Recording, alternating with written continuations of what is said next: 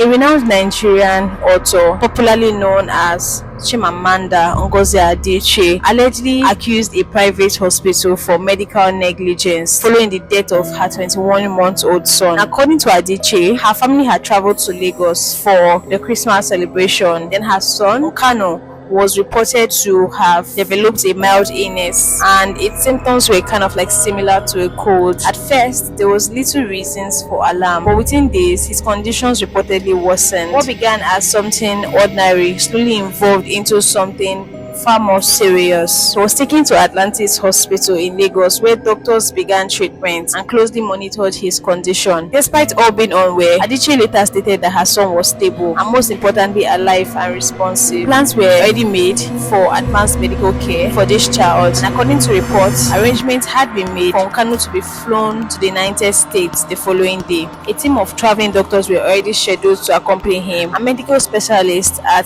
Johns Hopkins Hospital in Baltimore were reportedly informed and prepared to receive him. Now, before the flight, however, certain procedures were requested by the US medical team: an MRI scan and a lumbar puncture. Nigerian doctors had planned to insert a central line, which is like a common preparation for critically ill patients before they are being transferred internationally. Atlantis Hospital, according to Adichie, referred the family to another private facility called Ura Care Hospital, Lagos, to carry out these procedures. At Ura Care Hospital, Kanu was prepared for the procedures because MRI scan required patients to remain still. Doctors then decided to sedate him. Now, the sedative that was reportedly used was propofol, a drug that is commonly administered under strict monitoring. According to Adichie, she and her family waited outside the procedure area. Then something unusual happened. She noticed medical staff suddenly rushed in and out of the theater. The atmosphere changed. In that moment, she sensed something had gone terribly wrong. Later, she was reportedly informed that her son had become unresponsive during the procedure. She alleged that he had been given an excessive dose of sedative. An emergency resuscitation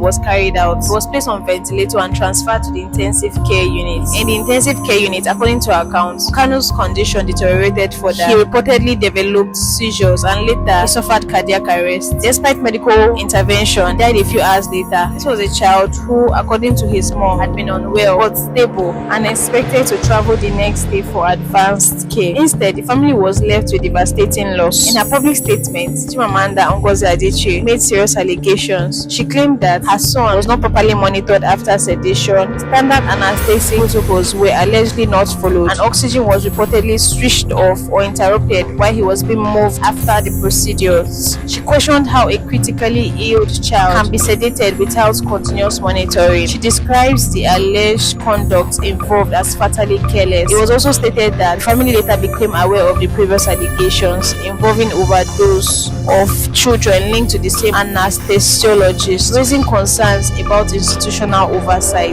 Now, this claim, however, remain allegations and have not been ruled upon by a court. As of the time these reports were published, Ura Care Hospital had not issued any detailed public response addressing the specific allegations. Attempts by journalists to obtain official comment have been reportedly unsuccessful. Meanwhile, the story still spreads rapidly across and beyond Nigeria. At this point, investigations are currently being carried out, and if carried out thoroughly and transparently, it will determine the facts. Until then, this remains a tragic story told from another mother's perspective that has forced a nation to ask uncomfortable questions but necessary questions. What do you think, guys? Should the hospital be sued for negligence?